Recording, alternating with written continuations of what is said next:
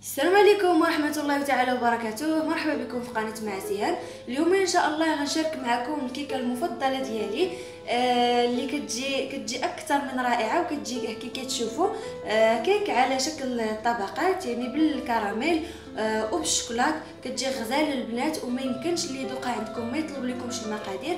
وانا من النوع اللي كنجرب بزاف ديال الوصفات ديال الكيك، وهذه هي الوصفه الوحيده اللي كندور وكنرجع نعاودها لانها كتجي غزاله وعائلتي كتحماق عليها. فلا بغيتو تشوفوا الطريقه والمقادير فبقاو معايا حتى لاخر الفيديو، وما تنساوش تشتركوا في القناه وتضغطوا طبعا على الجرس باش يوصلكم دائما الجديد ديال الوصفات ديالي. وايضا تخليو لي كومونتير، يعني الاراء ديالكم الاقتراحات ديالكم. ودابا ندوزو المقادير. غنحتاجو 2 ديال البيضات، نص كاس ديال السكر سنيده، نص كاس ديال الزيت، ونص كاس ديال الحليب اللي تقدروا تعوضوه ايضا بالماء، وساشي ديال سكر الفاني، وساشي ديال الخميره ديال الحلويات. وغنحتاج 2 معالق عامرين ديال الكاكاو المر، ومعلقه كبيره ديال الخل والخليط والطحين على حساب الخليط. كنبدا على بركه الله. كنهرس البيض ديالي وكنطربو مع شويه ديال الملح، ومع التطريب دائما كنضيف سكر سنيده والفاني،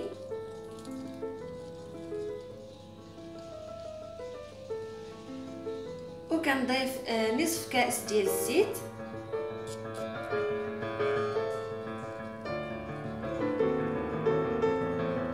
ونصف كاس ديال الحليب اللي كي قلت لكم تقدروا تعوضوه بالماء اللي من الافضل يكون دافئ. وغنضيف 2 معالق كبار ديال الكاكاو المر مع ساشي ديال الخميره ديال الحلويات من فئه 8 غرامات اللي ضروري خاصنا نغربلوهم.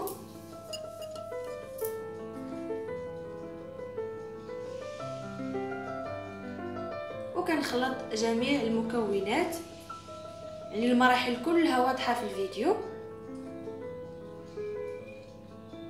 كنضيف الدقيق شويه بشويه حتى كنحصل على القوام اللي بغيت.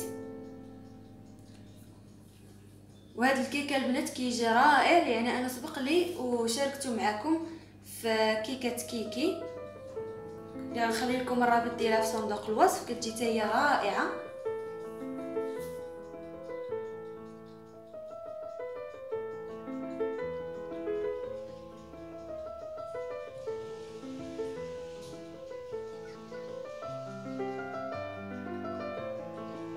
واخيرا كنزيد ديك المعلقه ديال الخل. تقدروا تستعملوا كي قلت لكم حتى الخل الاصفر، تيعطي نفس النتيجه، كيخلي لنا الكيك ديالنا هش. ودابا ندوز نخوي الخليط ديال الكيك ديالي في مول اللي انا سبق لي دهنته بالزبده ورشيته بالطحين. ماشي ضروري ابدا انكم ديروا هذا المول ديال الزاج، تقدروا تستعملوا حتى دوك لي مول اللي كيتحلوا من الجناب، لي مول الدائريين. المهم على حساب نتوما شنو الشكل اللي بغيتو وشنو متواجد عندكم. غندوزو دابا باش نصايبو السيرو باش غنسقيو الكيك. غنحتاجو كاس ديال الماء اللي يكون سخون، ومعلقه غندوبو فيه معلقه ديال القهوه سريعه الذوبان، ومعلقه صغيره ديال سكر سنيده. واللي ما كتعجبوش القهوه يقدر يسقي الكيك يعني بالحليب اولا بالحليب بالشوكولات، يعني على حسب الرغبه وعلى حساب المتوفر ايضا في البيت. غنخليه جانبا يبرد. دابا من بعد ما خرجت الكيك ديالي من الفرن كندوز نسقيه بهذه الطريقه هذه اللي كتشوفوا.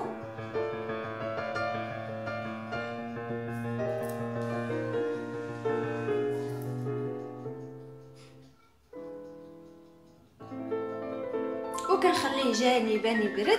ندوزو نصايبو الطبقه الثانيه اللي غنحتاجو فيها. عندي هنايا نصف لتر ديال الحليب الا نصف كاس اللي نقصت، يعني كنت ضفتو في الكيك، راكم شفتوا المراحل. غنضيف ليه معلقه كبيره ديال الكاكاو المر، ومعلقه ونص كبيره ديال سكر سنيده، وهنايا عندي 3 دراهم ديال الشكلاط الاسود، وساشي ديال الفلون ديال الشكلاط لا عندكم الفلون يعني اللي فيه السكر، ديك الساشي الكبير اللي تيكون فيه السكر، فما غتضيفوش السكر، غتلغيوه. ومعلقه كبيره مع مراش ديال بودره ديال الكريم باتيسير. كي شفتوا انا وضعت الحليب ديالي في كاسرونه، كنوضع عليه باقي المكونات، يعني سكر سنيده اللي هي ملعقه ونصف، وداك الساشي ديال الفلون، ومعلقه كبيره ديال الكاكاو المور.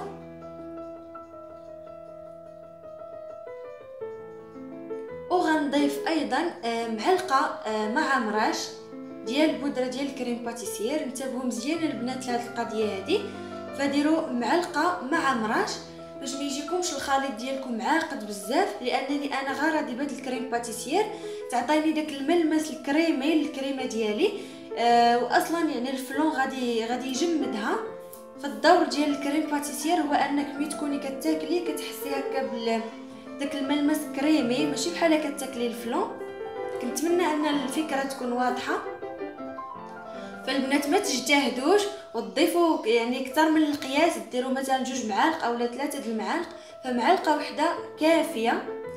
من بعد ما حيدته من فوق النار، من بعد ما غلى، كنضيف عليه ديك 3 دراهم ديال الشوكولاط الاسود، وكنخلط بالطريقه هذه حتى كيذوب لي الشوكولاط ديالي كامل. وكنخويه على الكيك من بعد ما يكون برد تماما وتشرب لينا ديك القهوه. كنخليه حتى كيبرد، حتى كيجمد يعني كيقبض في راسو. وكندوز باش نصايب الطبقه الثالثه اللي غنحتاج فيها ايضا نصف لتر ديال الحليب، و2 معالق ديال سكر سنيده، وساشي ديال الفلون بمذاق الكراميل، وساشي ديال الفاني، ومعلقه ايضا معلقه يعني مع مراش ديال البودره ديال الكريم باتيسير. كنأكد عليها البنات معلقه مع مراش. نفس الطريقه باش حضرنا الكريمه الاولى، كنضيف جميع المكونات على الحليب، يعني السكر والفاني والفلون والكريم باتيسير.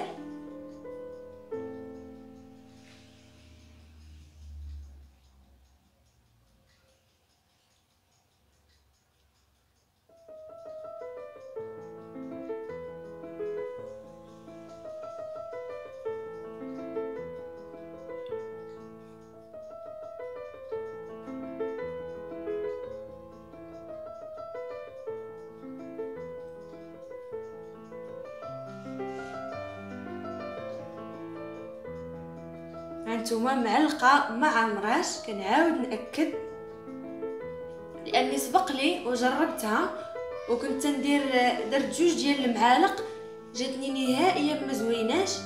تيجي داك الملمس ديالها ملي كتكوني كتاكلي نهائيا ما كيجيش زوين. فانا كنأكد عليكم يعني هذه الحاجه الوحيده اللي غنعاودها باش نأكدها لكم، معلقه مع مراش. فمهم بزاف هاد المعلومه هذه، يعني خذوها بعين الاعتبار. صافي كي كتشوفوا وضعت الخليط ديالي فوق النار مع التحريك، يعني حتى غلا طلعت فيه الغليه. كنتسناوش البنات تيعقد، لانه الكميه ديال الكريم باتيسير ما كتخليهش يعني يعقد، فهي قليله. هانتوما كيكون باقي سائل.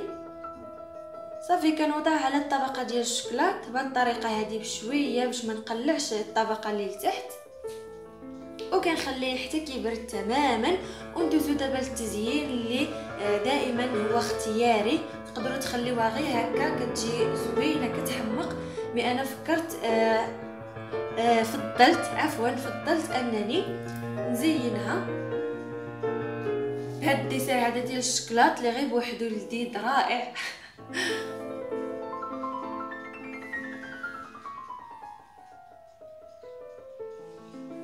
والتزيين تيبقى على حسب الرغبه، كل سيده طبعا تزين على حسب شنو عندها وعلى حسب الشهوه ديالها. وغندير شويه ديال اللوز افيلي اللي حمرته. نعاود لكم البنات واحد الهضره كنت قلتها في واحد الفيديو، ديال انه اللوز افيلي اولا اللوز كونكاسي اولا الكاوكاو اولا يعني الا ما حمرتوش وما تيعطي حتى شي مذاق انكم تزينوا به هكاك. فضروري جدا ومؤكد انكم تحمروه، لانه بلا ما يتحمر ما تيكون عنده حتى شي معنى صراحه. وهي الكيكه ديالي كتجي البنات غزاله، كتجي كتحمق. يعني انا نبصم لكم بالعشرة انكم تجربوها، متاكده انكم غتوليو مدمنين عليها بحالي. فانا فيما كانت شي حاجه ديال الشكلاط اولا شي حاجه هكا حلوه، شي حاجه كتذوب في الفم، فهذه هي اللي كنحضر دائما. جربوها على ضمانتي، متاكده انها غادي تعجبكم. ودابا وصلنا للنهايه ديال الفيديو. كنتمنى ان هذا الفيديو هذا ينال الاعجاب ديالكم. الى عجبكم كي قلت لكم في الاول اشتركوا في القناه وخليوا لي لايك على الفيديو هذا طبعا الى عجبكم، وخليوا لي كومونتير، خليوا لي الاراء ديالكم، اقتراحات ديالكم، رايكم في القناه. هادشي كله اكيد كيهمني ودائما كناخذه بعين الاعتبار. ودابا نخليكم الى اللقاء، نتلاقاو في الفيديو الجاي ان شاء الله.